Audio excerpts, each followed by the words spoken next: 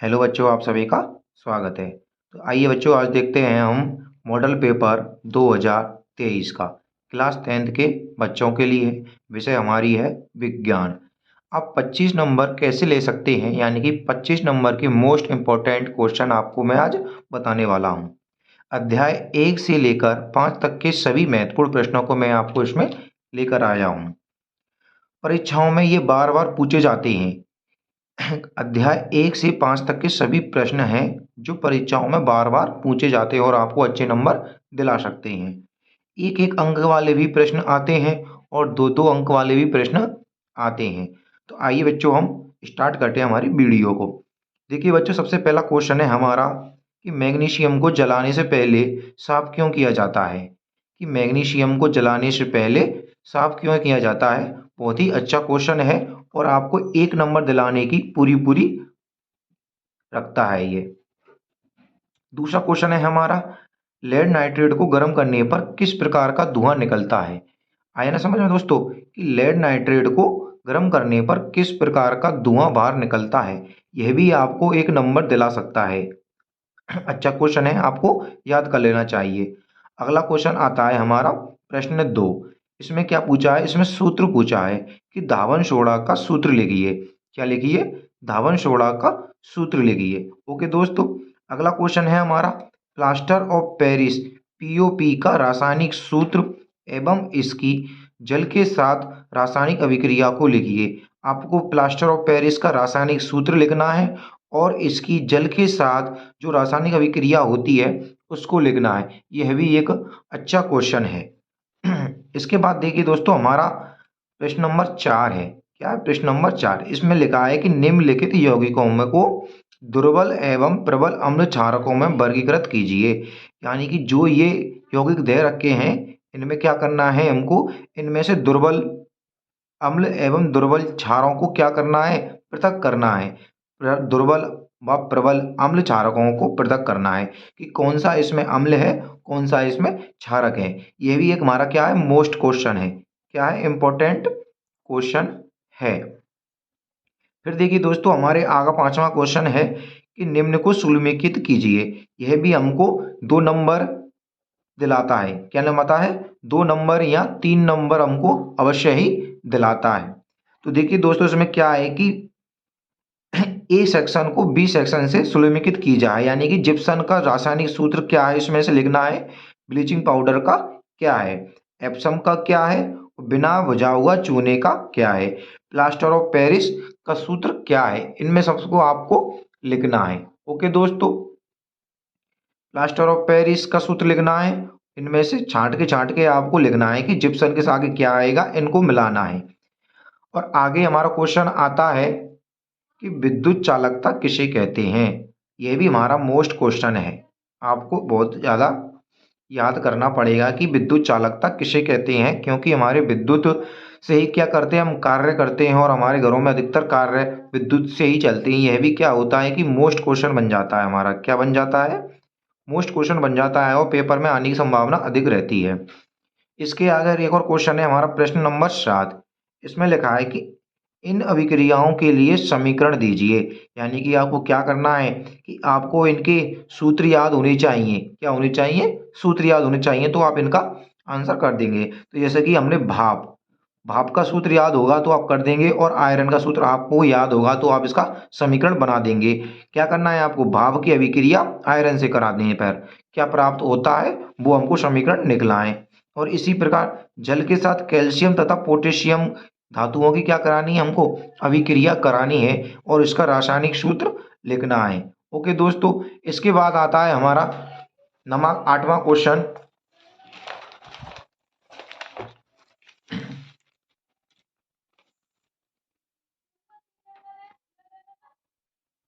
8वां question आता है कि सोडियम धातु और पोटेशियम धातु तथा सोडियम धातु तथा पोटेशियम को केरोसिन में डुबोकर क्यों रखा जाता है।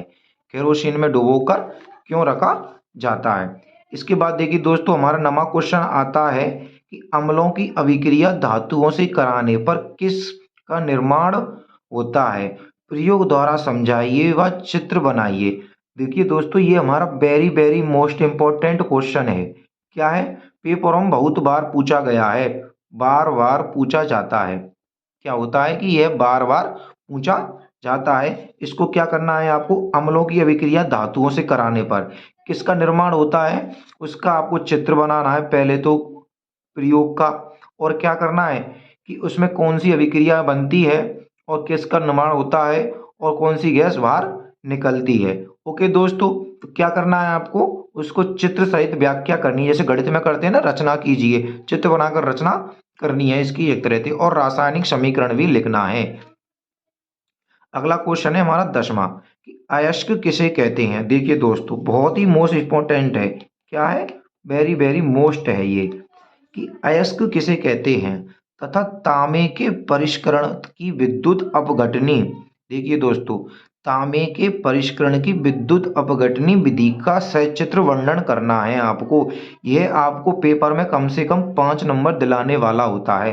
क्या होता है, यह आपको पेपर में 5 नंबर दिला सकता है। ओके दोस्तों, इसके बाद आता है हमारा 11वां प्रश्न कि मिश्र धातु किसे कहते हैं।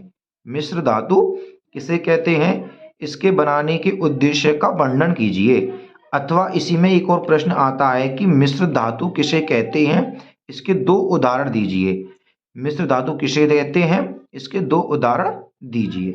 अब 12वां प्रश्न आता है हमारा कि कार्बन डाइऑक्साइड यानी CO2 सूत्र वाले कार्बन डाइऑक्साइड की इलेक्ट्रॉन बिंदु संरचना बनानी होती है। क्या बनानी होती है, इसकी इलेक्ट्रॉन बिंदु संरचना बनानी होती है। हमको कार्बन का परमाणु क्रमांक याद होना चाहिए, ऑक्सीजन का परमाणु क्रमांक याद होना चाहिए। और देखिए दोस्तों, इसके बाद आता है हमारा प्रश्न नंबर 13वां कि कार्बन के 2 गुणधर्म कौन कौन से हैं। कि कार्बन के 2 गुणधर्म कौन कौन से हैं या कौन से होते हैं जिनके कारण हमारे चारों कार्बन यौगिकों की विशाल संख्या दिखाई देती है।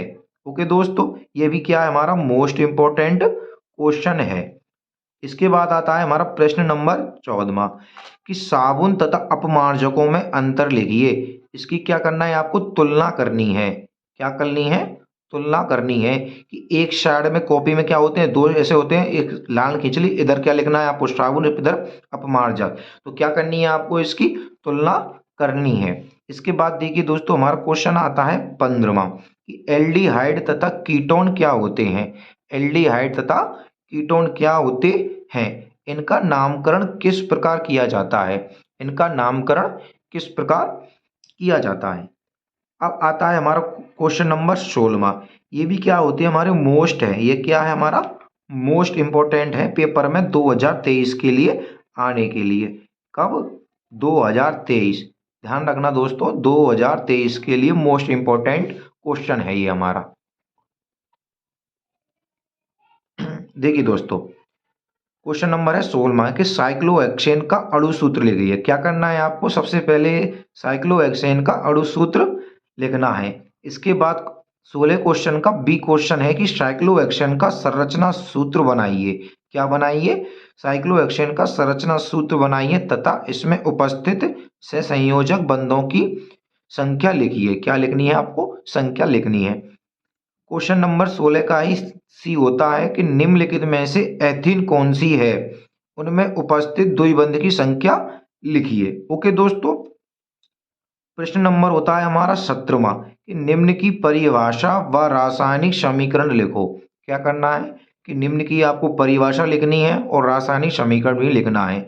इसमें आती है हमारी योगात्मक अभिक्रिया। क्या आती है हमारी, योगात्मक अभिक्रिया, और इसमें आती है अपचयन उपचयन अभिक्रिया, द्विविस्थापन अभिक्रिया, प्रतिस्थापन अभिक्रिया। इन सब की आपको सबसे पहले तो परिभाषा लिखनी होती है, उसके बाद इसका रासायनिक समीकरण लिखना होता है, वो भी संतुलित रासायनिक समीकरण लिखना होता है। ये हमारे 17 क्वेश्चन हो गए हैं। इसके बाद आते हैं हमारे और बचे हुए क्वेश्चन।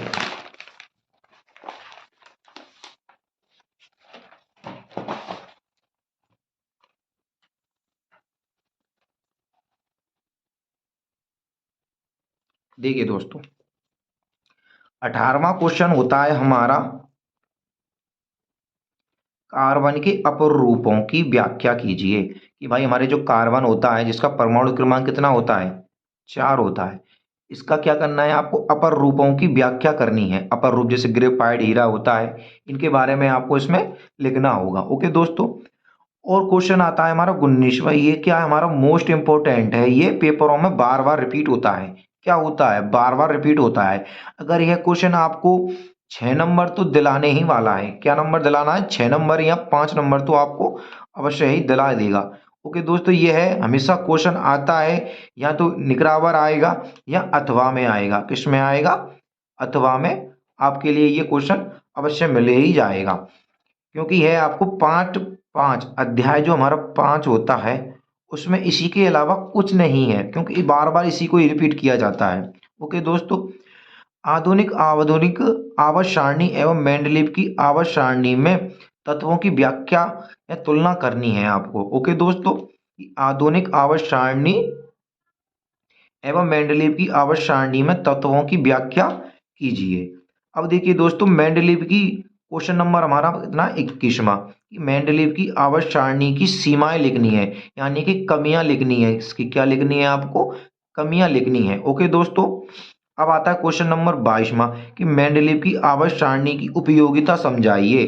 कि भाई हमारी जो मेंडलीव आवर्त सारणी है इसकी उपयोगिता बताइए आपको, कि इसके क्या क्या प्रयोग किए जाते हैं, उपयोग में क्यों आती है ये। क्वेश्चन नंबर है हमारा 23वां कि निम्न समीकरणों को संतुलित करना है आपको। जो हमारे जो ये समीकरण दिखाई दे रहे हैं 1, 2 और 3, ये कैसे संतुलित है, हमारे असंतुलित हैं। कैसे संतुलित हैं, असंतुलित हैं। तो इनको क्या है, तो संतुलित करना है। क्या करना है आपको, संतुलित करना होता है। ओके दोस्तों।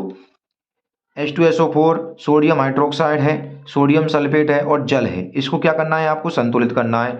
इसके बाद इसको भी संतुलित करना है और आपको इसको भी संतुलित करना होता है। फिर हमारा क्वेश्चन आता है 24वां, प्रकाश रासायनिक अभिक्रिया किसे कहते हैं, उदाहरण सहित समझाइए। भाई जो पेड़ पौधों में होती है वो हमको क्या समझानी है, अभिक्रिया समझाती है, जो पेड़ पौधे अभिक्रिया करते हैं। अब नीचे दिए गए रासायनिक समीकरणों को पूरा व संतुलित करना है आपको। कि सोडियम हाइड्रोक्साइड की अभिक्रिया जिंक से कराने पर किसका निर्माण होता है, और कैल्शियम कार्बोनेट की अभिक्रिया जल से कराने पर किसका निर्माण होता है, हाइड्रोक्लोरिक अम्ल का अभिक्रिया इससे कराने पर किसका निर्माण होता है। धन्यवाद दोस्तों। ये क्या हो गए, हमारे 25 इंपॉर्टेंट क्वेश्चन है गए। उम्मीद करता हूँ इससे बाहर कुछ नहीं आएंगे आपके लिए।